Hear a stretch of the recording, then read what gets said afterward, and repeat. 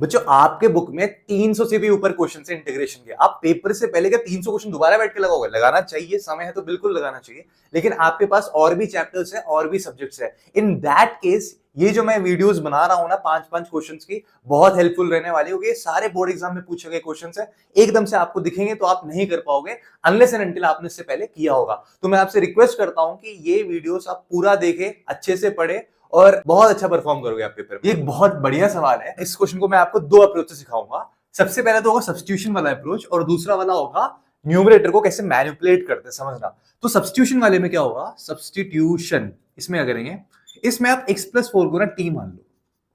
t मान लिया आपने x+4 को, तो आप बोलोगे सर dx भी मेरे dt के बराबर हो जाएगा।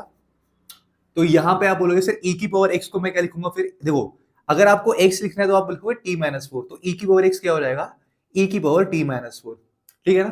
तो आपने बोला सर इसको चेंज करते हैं, इसको लिखते हैं इंटीग्रेशन, x की जगह पे क्या लिखना है, t-4 लिखना है, और आपको e की पावर x की जगह पे e की पावर t-4 अपॉन में आपने बोला सर x+4 को मैंने t मान लिया, t की पावर 5 हो जाएगा, और यहाँ पे dx dt हो जाएगा। इतना समझ आ गया, इजी है ना। अब देखो यहाँ पे क्या करने वाला हूं मैं, इस e की पावर t और e की पावर -4 को ना आप अलग अलग स्प्लिट कर दो। इसको मैं लिख सकता हूं e की पावर t इंटू e की पावर -4, और ये t-4 अपॉन में t की पावर 5, e की पावर dt। e की पावर -4 जो होता है वो कांस्टेंट होता है, उसको बाहर निकाल लो, तो ये हो जाएगा e की पावर -4 इंटीग्रेशन के अंदर e की power t into t-4 upon में t की पावर 5 dt। तो आपने बोला सर अब क्या किया जाए, तो मेरे प्यारे बच्चों इस t की पावर 5 को ना इस ब्रैकेट में एक साथ दे दो t-4 के साथ, तो ये हो जाएगा e की पावर -4 इंटीग्रेशन के अंदर e की power t into t upon में t की पावर 5 -4 अपॉन में t की पावर 5 dt। तो आप बोलोगे सर ये e की पावर t, एक e की पावर -4 भी था ना बाहर, इनटू ये t अपॉन में t की पावर 5 जो हो जाएगा 1 बाई टी की पावर 4 -4 बाई टी की पावर 5। अब जिस बच्चे को भी प्रॉपर्टी आती है वो तो इजीली कर लेगा, लेकिन जिसको ये प्रॉपर्टी नहीं आती वो बहुत बुरा फंसेगा। कौन सी प्रॉपर्टी सर, अगर यहां पे आपके पास है e की power x f of x plus F dash x dx, तो इसका आंसर पता है क्या होता है, इसका आंसर होता है e की power x f of x plus c, ये होता है। तो आपने बोला सर क्या यहाँ पे हम ये प्रॉपर्टी लगा सकते हैं, बिल्कुल लगा सकते हैं। आप देखो यहाँ पे अगर मैं 1 बाई टी की पावर 4 जिसको हम बोलते हैं टी की पावर -4, टी की पावर -4 को अगर मैं f ऑफ x मानता हूं तो f डैश x क्या आएगा, तो आप बोलोगे सर इसका differentiation d by D T of T की पावर -4 कितना होता है n इंटू एक्स की पावर n-1 -4 इंटू टी की पावर -4 यानी कि -5 जो होता है -4 अपॉन में टी की पावर -5। तो यही तो सेम चीज, इसको मैंने f ऑफ x लिया तो मेरा f डैश x आ गया। तो मैं बोलूंगा इसको रिराइट करके e की पावर -4 इंटीग्रेशन के अंदर e की power t into 1 by T की पावर 4 प्लस माइनस में 4 अपॉन में टी की पावर 5। देखो सेम एग्जैक्ट ऐसे ही आ गया ना इसी फॉर्मेट में। तो इसका जो आंसर होगा क्या होगा बच्चों, इसका आंसर होगा e की पावर -4, स्क्रीन में तो आ रहा है ना, e की पावर -4 इंटू e की पावर t और f of x dx। f of x क्या है 1 बाई टी की पावर 4 और ये प्लस c, लेकिन t तो हमारी मानी हुई चीज है, तो t एक्चुअली में है क्या x+4 है, तो जहां पे भी t लिखा है ना वहां पे x+4 डालना पड़ेगा आपको। तो इसको पहले एक साथ कर देते, e की पावर -4 प्लस t होना चाहिए था, लेकिन t तो क्या है x+4 है, तो ये हो जाएगा x+4 अपॉन में x+4 प्लस सी। तो यहां से -4 +4 कटा, इसका आंसर कुछ ऐसा आ जाएगा, यहां पे लिख देता हूं e की पावर x अपॉन में x+4 plus C. I hope आपको ये समझ आ गया होगा। एक और तरीका सिखाता हूं, सब कुछ ऐसे ही करना, देखो ऐसे यही प्रॉपर्टी लगानी पड़ेगी, लेकिन यहाँ पे हम न्यूमरेटर को ना मैनिपुलेट करेंगे। हम यहाँ पे इसको लिखेंगे इंटीग्रेशन ऑफ e की पावर x को यहाँ पे लिखो, x को ना मैं डिनोमिनेटर जैसे लिखना चाहता हूँ, मैं एग्जैक्टली x+4 लिखना चाहता हूँ, लेकिन ये +4 के आसमान से आएगा नहीं, तो -4 भी मुझे करना पड़ेगा ताकि मेरा न्यूमरेटर सेम टू सेम रहे, अपॉन में x+4 की पावर 5। अब इसे क्या करना है, इसे स्प्लिट करना है, तो ये हो जाएगा e की पावर x+4 अपॉन में x+4 की पावर 5 -4 अपॉन में x+4 की पावर 5। आप खुद देखो प्यारे बच्चों कि यहां पे ना जो मैंने लिखा है ये थोड़ी देर पहले समझाया आपको, e की power x into F of x plus F dash x क्या होता है, e की power x into F of x होता है। तो आप बोलोगे सर इसको काट सकते हैं पहले तो अभी, e की पावर x इंटू 1 अपॉन में x प्लस 4 की पावर 5 माइनस 4 अपॉन में x प्लस 4 की पावर 5। तो आप बोलोगे सर अगर मैंने इसको एफ ऑफ एक्स लिया ना तो ये मेरा एफ डैश एक्स आएगा, ये पावर 4 होना चाहिए ना, कट गया ना ये पावर 4। इसको अगर मैंने एफ ऑफ एक्स लिया तो ये एफ डैश एक्स आना चाहिए। तो यहां पे आप बोलोगे सर इसका आंसर हो जाएगा e की power x into F of X plus C. देखो एग्जैक्टली सेम ही आएगा। आपके पास ऑप्शन, आप जो मेथड आपको इजी लगता है आप वो चूज कर सकते हो। गारंटी के साथ कहता हूं जब ये क्वेश्चन बोर्ड एग्जाम में आया होगा ना 60 से 70% बच्चों ने ना इस क्वेश्चन में करा तो होगा, उन्होंने बिल्कुल स्टार्ट किया होगा लेकिन बीच में आगे वो अटक गए होंगे। या ट्रिग्नोमेट्रिक फंक्शन साथ में 3x दिया हुआ है, लिमिट्स भी दे रखी है, कहां पे क्रिटिकल पॉइंट होता है क्या होता है, भाई भसड़ है सही में। तो इसको ना मैं बहुत इजी तरीके से आपको समझाता हूं कि यहाँ पे सबसे पहले तो हमें एक मॉडुलस फंक्शन दे रखा है, उसके अंदर ट्रिग्नोमेट्रिक फंक्शन दे रखा है और साथ में एक डेफिनेट इंटीग्रल है। तो यहाँ पे तीन तीन चीज है। तो सबसे पहले ना मॉडुलस फंक्शन को समझना बहुत इंपॉर्टेंट होता है कि मॉडुलस फंक्शन कब अपना साइन चेंज करता है, उसको हम बोलते हैं critical point. Modulus function obviously बात है कब चेंज करेगा, जीरो से पहले नेगेटिव होगा, जीरो के बाद पॉजिटिव होगा। लेकिन आपको पता लगाना है आपका जो एक्स है आप क्या इनपुट दे रहे हो जिसकी वजह से फंक्शन नेगेटिव हो रहा है या पॉजिटिव हो रहा है। तो आपको पता लगाना है कि ये फंक्शन कब जीरो होगा। तो आपने बोला sir cos 3x equal to zero, देखते हैं कब जीरो होगा। आपने x की ऐसे कौन सी इनपुट डाली जिससे कि मेरा पूरा का पूरा फंक्शन जीरो हो गया। तो आपने बोला sir cos 3x equal to zero का मतलब ये हो गया कि मैं क्या ले सकता हूं यहां पे। तो आप बोलेगे sir cos 2n plus 1 pi by 2 होता है ना, वो जीरो के बराबर होता है। यानी कि odd multiple of pi by 2, cos का odd multiple of pi by 2 हमेशा जीरो के बराबर आता है। तो हम क्या करने वाले हैं बच्चों, हम ना सबसे पहले देखते हैं हमारा लिमिट क्या है। हमारा लिमिट है 0 से 60 डिग्री तक। ओके वेरी गुड फाइन, 0 से 60 डिग्री तक। तो आपने बोला सबसे पहले cos 3x कब जीरो होगा। तो आपने बोला सर cos पता है कब जीरो होता है, cos जीरो हो सकता है पाई बाई 2 पे, 1 पाई बाई 2। देखो ऑड मल्टीपल बोला ना मैंने, ऑड मल्टीपल है, ऑड मल्टीपल। तो अगला वाला 2 पाई बाई 2 नहीं 3 पाई बाई 2, फिर ऐसे 5 पाई बाई 2, ये फिर ऐसे जाता जाएगा।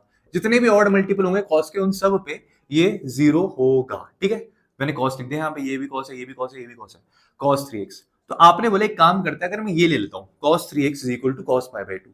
तो आपने बोले बिल्कुल सर बहुत ही बढ़िया, cos से cos गया, 3x is equal to pi by 2 यानी कि x is equal to pi by 6। मतलब कि पाई बाई 6 का मतलब 30 डिग्री।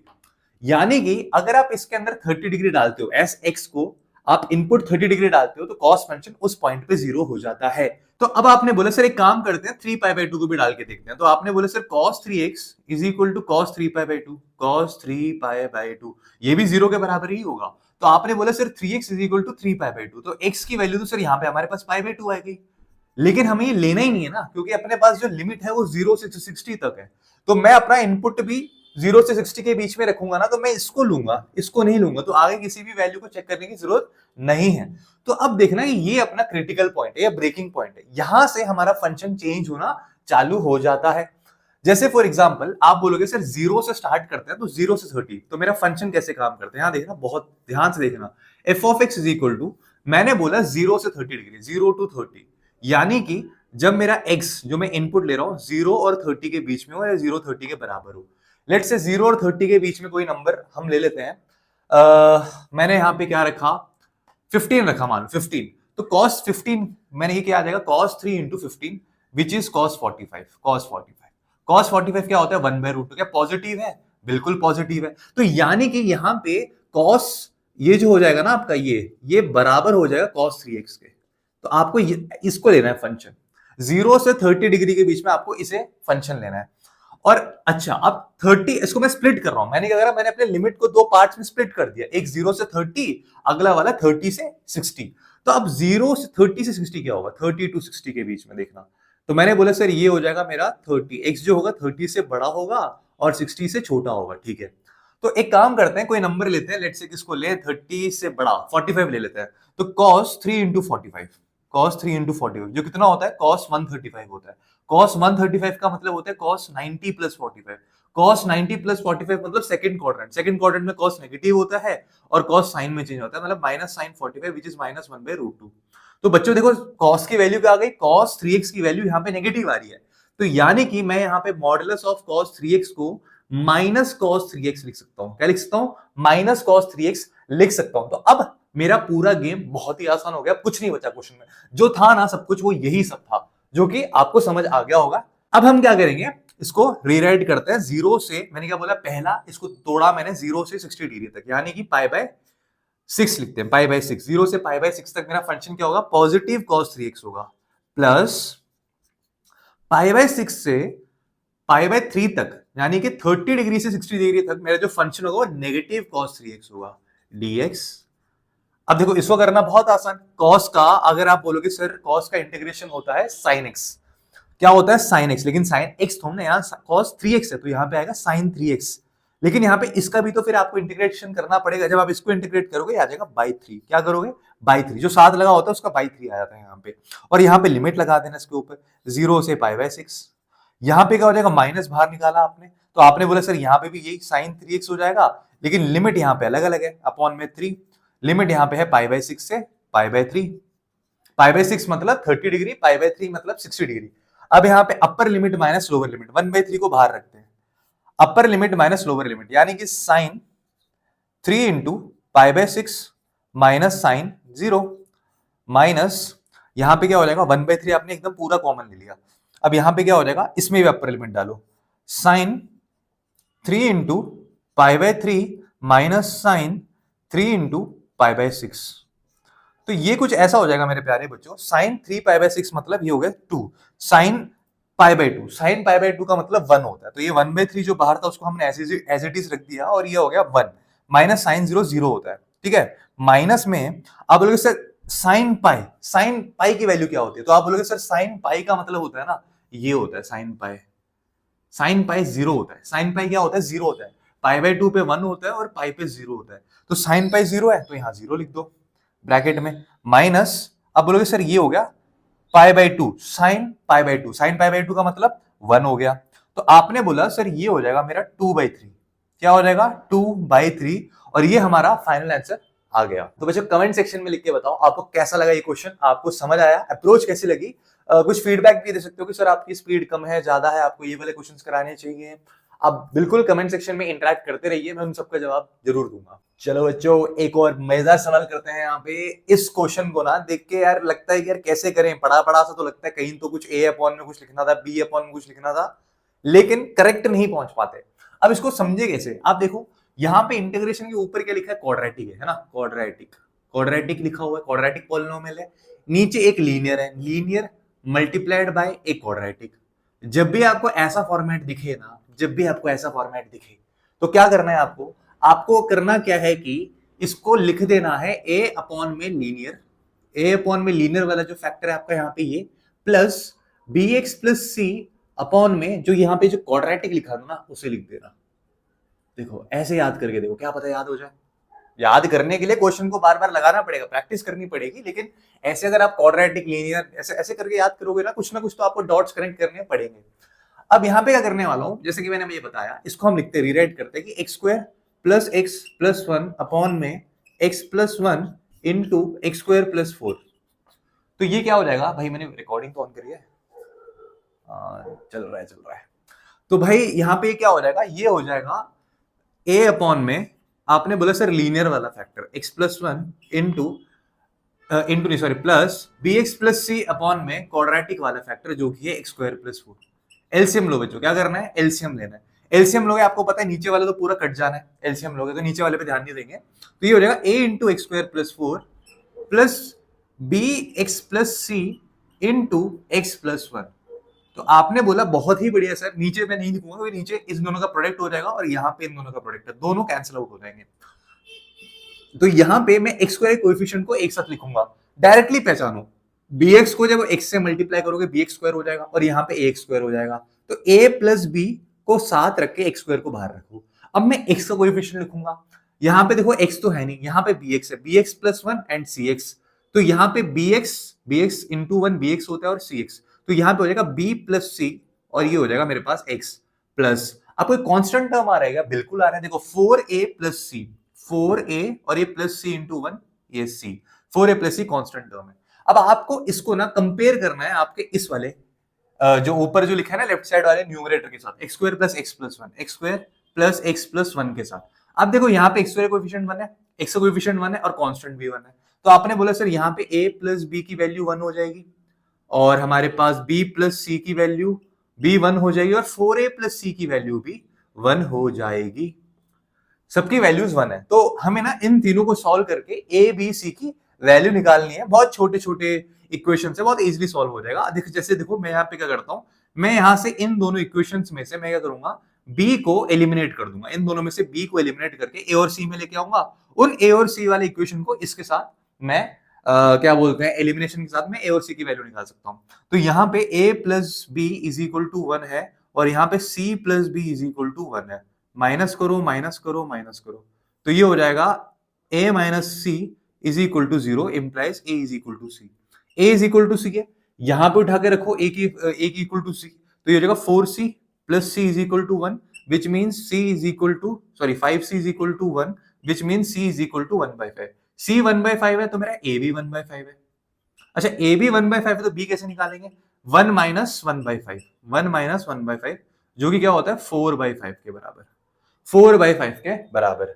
तो अब मेरे प्यारे बच्चों यहां देखना, अब मैं इसको रीराइट करूंगा। अब मैं क्या करने वाला हूं, मैं लिखने वाला हूं integration x square plus x plus 1 upon में x plus 1 into X square plus 4 is equal to a upon में a क्या था 1/5, तो 1/5 को तो मैं बाहर रखूंगा। इंटीग्रेशन ऑफ 1 अपॉन में x प्लस 1, राइट, 1 अपॉन में x plus 1 plus bx plus c। bx plus c का मतलब क्या, 4/5x 4/5x प्लस c का मतलब क्या हो गया, c का मतलब 1/5 हो गया अपॉन में x square plus 4, x square plus 4। अब ये हो जाएगा पूरा का पूरा dx। इसको भी इंटीग्रेशन में अलग करके लिख दे क्या, अलग कर देते हैं इसको भी। तो ये कुछ ऐसा हो जाएगा मेरे प्यारे बच्चों, 1/5 लिमिट तो है नहीं यहाँ पे, तो प्लस c तो आएगा यहाँ पे आखिर में, 1/5 integration 1/x plus 1 dx plus यहां से एक 1/5 कॉमन निकालोगे तो ये हो जाएगा 4x प्लस 1, 4x प्लस 1 हो गया अपॉन में एक्स स्क्वायर प्लस 4 dx। अब तुम्हें इसे सॉल्व करना है, बहुत आसानी से सॉल्व करना। अगर तुमने एक्स स्क्वायर प्लस 4 को क्या रे इसको करे क्या, चलो करते हैं एक्स स्क्वायर प्लस 4, या फिर स्प्लिट करना है, डायरेक्टली करना, स्प्लिट करते हैं, एक और बार स्प्लिट करते हैं इसको।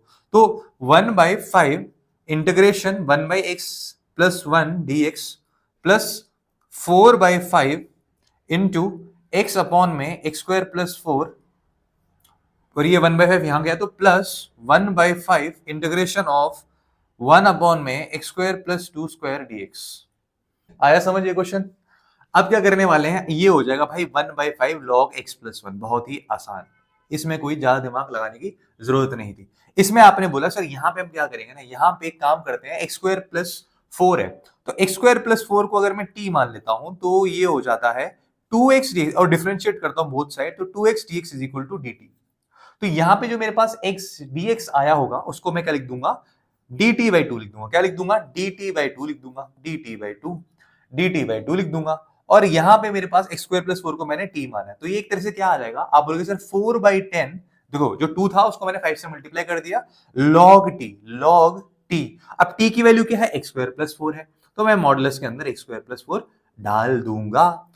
t की वैल्यू क्या है, आप यहाँ पे क्या करते हैं, आपने सब्स्टिट्यूशन वाला मेथड यूज किया इसके लिए सब्स्टिट्यूशन वाला मेथड यूज किया है आपने, x is equal to 1/2 dt लिखा आपने, और जहां पे x स्क्वायर प्लस 4 था आपने वहां पे t लगा दिया, तो 1 dt/t क्या होता है, integration of dt/t log t होता है, और t की वैल्यू है वापस x स्क्वायर प्लस 4 यहाँ पे डाल दिया। एक दो स्टेप स्किप कर दे, ओके। ये अभी हमारा 25वां क्वेश्चन है, मैं आशा करता हूँ कि आपको ये सब तो आता होगा, बेसिक है। प्लस 1/5, देखो 1/x square plus a square, integration of 1 upon में x square plus a square क्या होता है, 1/a tan inverse x by a। तो आप बोलोगे sir 1/a tan inverse x by a2, तो ये हो जाएगा, फाइनल आंसर लिखते हैं 1/5 log x plus 1 plus 4/10 log x square plus 4 plus 1/10 tan inverse x upon में 2, और ये प्लस सी भी लगा देना, यहाँ पे इंटीग्रेशन हो गया ना आपका, प्लस सी भी लगाना मत भूलना। तो आई होप आपको ये क्वेश्चन समझ आ गया होगा, कोई डाउट है तो कमेंट सेक्शन में लिख के बताओ। इस क्वेश्चन को करके दिखाने की दम है तुम्हारे में, अबे नहीं कर पाओगे, छोड़ो जाओ, नहीं कर पाओगे, अबे नहीं कर पाओगे भाई, नहीं कर पाओगे, कहीं सीखा नहीं है तो नहीं कर पाओगे, गारंटी है। अब देखो इस क्वेश्चन को कैसे करते हैं, खतरनाक क्वेश्चन है ये, करते कैसे हैं इसको। अब देखो यहाँ पे हम क्या करने वाले हैं कि एक प्रॉपर्टी यूज करेंगे, 0 से a, यहाँ लिख देता हूँ, 0 से a f of x dx is equal to 0 से a f of a minus X D X. ठीक है, ये प्रॉपर्टी यहाँ पे यूज करने वाले। तो सबसे पहले तो इसको i मान लेते हैं, i इज इक्वल टू 0 से पाई बाई 2, क्योंकि ये क्वेश्चन ना वही बच्चा कर पाएगा भाई जिसने पहले कर रखा है, नहीं तो नहीं कर पाएगा वो, नहीं तो उसकी बैंड बजेगी। कुछ भी कर ले पेपर में ना, ये करता रह जाएगा पेपर में ना, जोश से तो आएगा भाई, करना है पूरे मार्क्स स्कोर करने, जोश से आएगा पूरे, लेकिन जब करने बैठेगा ना फिर भाई बीच में रह जाएगा, वो पक्का बीच में रह जाएगा, करी कंप्लीट हो ही नहीं पाएगा उसका ये वाला क्वेश्चन, क्योंकि बहुत कंफ्यूजिंग है, इसमें बहुत सारे स्टेप्स हैं, अलग अलग स्टेप्स हैं जिनको थोड़ा सा तुम्हें याद करना पड़ेगा। x into sine x into cos x upon में साइन की पावर 4x प्लस कॉस की पावर 4x। अब मैंने क्या बोला, ये प्रॉपर्टी अप्लाई करने के बाद ये कुछ ऐसा हो जाएगा, 0 से पाई बाई 2, पाई बाई 2 जहां पे भी x लिखा है ना वहां पे पाई बाई 2 माइनस एक्स, देखो जैसे यहाँ जहां पे भी x लिखा था वहां पे a माइनस एक्स हो गया, तो ये पाई बाई 2 माइनस एक्स हो जाएगा, ये sine pi by 2 minus x हो जाएगा, ये sine pi by 2 minus x हो जाएगा, cos pi by 2 minus x हो जाएगा, cos pi by 2 minus x हो जाएगा, अपॉन में यहां पे भी साइन की power 4, sign to the power 4 pi by 2 minus x plus cos to the power 4 pi by 2 minus x. अच्छा, एक बात बताओ मुझे, sine pi by 2 minus x क्या होता है और cos pi by 2 minus x क्या होता है? आप बोलोगे सर अगर हम क्वाड्रेंट बनाते हैं ना तो ये तो हो गया 0, ये हो गया पाई by 2, pi by 2 minus x का मतलब है हमें पाई बाई 2 से पीछे जाना है, यानी कि फर्स्ट क्वाड्रेंट में ही रहना है। फर्स्ट क्वाड्रेंट में सारे ट्रिग्नोमेट्रिक फंक्शन पॉजिटिव होते हैं, लेकिन क्योंकि ये पाई बाई 2 है, जब भी पाई बाई 2 का ऑड मल्टीपल आ जाता है फंक्शन चेंज हो जाता है। तो यहां पे ये कुछ ऐसा हो जाएगा, 0 से पाई बाई 2, 0 से पाई by 2, pi by 2 minus x, pi by 2 minus x, sine pi by 2 minus x cos x हो जाएगा। तो पॉजिटिव ही रहेगा लेकिन फंक्शन चेंज हो जाएगा। यहां पे भी cos pi by 2 minus X positive रहेगा लेकिन फंक्शन चेंज होके साइन एक्स हो जाएगा। और यहां पे नीचे आ जाएगा आपके पास cos to the power 4 X plus sine to the power 4 X. ठीक है बच्चों, अब हम क्या करने वाले हैं, इसको ना जो पाई बाई 2 माइनस एक्स इसको तोड़ दो, पूरे को पाई बाई 2 से मल्टीप्लाई करो, फिर इस पूरे को माइनस एक्स से मल्टीप्लाई करो। करे क्यों ऐसे? ऐसा करने पे क्या होगा, देखो माइनस एक्स इंटू ये पूरा चीज, वही क्वेश्चन था ना, तो वो आई के बराबर मिल जाएगा मुझे। तो ये देखो मैं करके दिखाता हूँ, 0 से पाई बाई 2 स्प्लिट करो, पाई बाई 2 को बाहर रखो इंटू ये पूरा का पूरा cos x sine x upon में कॉस की पावर 4 एक्स प्लस साइन की power 4x minus x into integration में 0 से पाई by 2 cos x sine x upon में कॉस की पावर 4x प्लस साइन की पावर 4x। अच्छा प्यारे बच्चों जरा बता रहे क्या है ये एग्जैक्टली क्वेश्चन है ना, ये एग्जैक्टली क्वेश्चन वाली चीज लिखी हुई है जिसको हमने आई लेट किया था, तो इसको भी हम आई लिख देंगे। तो ये हो जाएगा भाई, इसको हम अगर आई लिख देंगे तो ये माइनस आई वहां जाके क्या हो जाएगा 2i, तो 2i बराबर क्या हो जाएगा, सिर्फ ये रह जाएगा पाई बाई 2 इंटीग्रेशन ऑफ 0 से पाई by 2 cos x sine x या फिर sine x cos x upon में साइन की पावर 4x प्लस कॉस की पावर 4x। अब आपको लग रहा होगा सर कहां टफ है, यहां तक तो ठीक है, सारा आसान था, ये वाली प्रॉपर्टी लगा दी, इसको सॉल्व करके दिखा दो, मान जाऊंगा मैं। बड़ी खतरनाक चीज है, करते रहना, आप ट्राई करना, मैं चाहता हूं आप ट्राई करो, क्या पता आपको इजी तरीका मिल जाए। अगर आपको इजी तरीका मिलता है कमेंट सेक्शन में बिल्कुल लिख के बताना, मैं भी उसको सीखूंगा। इस क्वेश्चन को मैंने कैसे किया कि मैंने बोला यार एक काम करते हैं, इस पूरे चीज को ना cos की पावर 4x से डिवाइड कर देते हैं। क्या करने वाले हैं, cos की पावर 4x से डिवाइड कर देते हैं। तो यहां पे जो लिखा है इसे पूरे से, जैसे यहां क्या लिखा हुआ है, ये लिखा हुआ है sin x cos x, इस पूरे को अगर मैं cos की पावर 4x से डिवाइड करता हूं और नीचे वाले को भी मैं पूरे cos की पावर 4x से डिवाइड करूंगा तो ये हो जाएगा tan की पावर 4x प्लस cos की पावर 4x प्लस अपॉन में cos की पावर 4x 1 हो जाएगा, कट जाएगा। यहां पे क्या होगा, आपने बोला सर साइन बाई कॉस, एक साइन बाई कॉस करोगे टैन आएगा, टैन एक्स आएगा ना, बिल्कुल आएगा। और एक कॉस से एक कॉस तो कट जाएगा, बचेगा यहाँ पे कितना कॉस स्क्वायर, और कॉस स्क्वायर को ऊपर लेके जाओगे तो सीक स्क्वायर हो जाएगा। ये इतनी बात समझ आई आपको, ये हो जाएगा tan x into seek square x upon में 1 प्लस टैन की पावर 4x। ठीक है बच्चों, ये हमने करा क्या, मैं एक बार लिख देता हूं यहाँ पे, डिवाइडिंग थ्रू आउट बाय, मैंने इस पूरे को dividing throughout by cos की power 4x, dividing throughout by cos की पावर 4x, उससे मेरे को कुछ ऐसा मिल गया। तो मैं इसको लिख दूंगा 2i बराबर पाई बाई 2 इंटू इंटीग्रेशन के अंदर 0 से पाई बाई 2 और यही चीज tan x into seek square x upon में 1 प्लस tan की पावर 4x dx। अब क्या करें सर, ये तो और खतरनाक होता जा रहा है। अब एक काम करो, जो नीचे tan की पावर 4x है ना, उसमें से एक tan स्क्वायर x उठाओ, tan स्क्वायर x को t के बराबर सब्स्टिट्यूट कर दो। तो आप बोलोगे सर tan स्क्वायर x को t के बराबर सब्स्टिट्यूट करेंगे तो क्या आएगा, तो आएगा, इसको डिफरेंशिएट करो बोथ साइड, 2 tan x, पहले तो इसको 2 tan x इनटू फिर इस tan x का डिफरेंशिएशन जो कि होता है sec square x dx is equal to dt। अरे वाह, ये तो सर न्यूमरेटर आ गया, बहुत ही बढ़िया।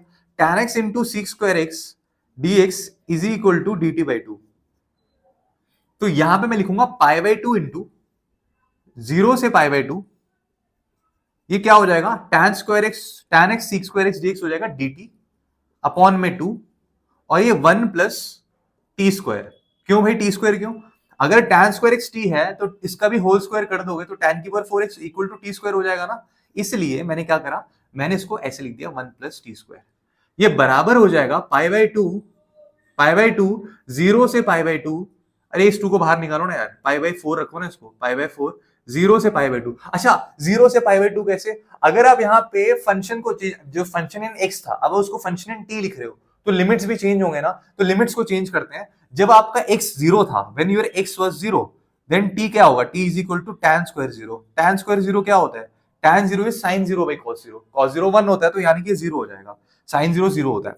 अब यहाँ पे जब आपने बोला sir x is equal to pi by 2 होगा तो क्या होगा, तो आपने बोला sir t is equal to हो जाएगा tan स्क्वायर पाई बाई 2, और tan स्क्वायर पाई बाई 2 का मतलब इन्फिनिटी होता है, tan पाई बाई 2 का मतलब इन्फिनिटी होता है, 1 अपॉन में 0 आता है, तो 1 अपॉन में 0 इन्फिनिटी होता है, तो इन्फिनिटी का स्क्वायर भी इन्फिनिटी होगा, तो इसकी जो लिमिट आ जाएगी वो आ जाएगी इन्फिनिटी। तो इसको मैं रखूंगा 0 से इन्फिनिटी, पाई बाई 2 मत रखना, इन्फिनिटी रखना, 0 से इन्फिनिटी, 0 से इन्फिनिटी। तो ये कुछ ऐसा हो गया अब।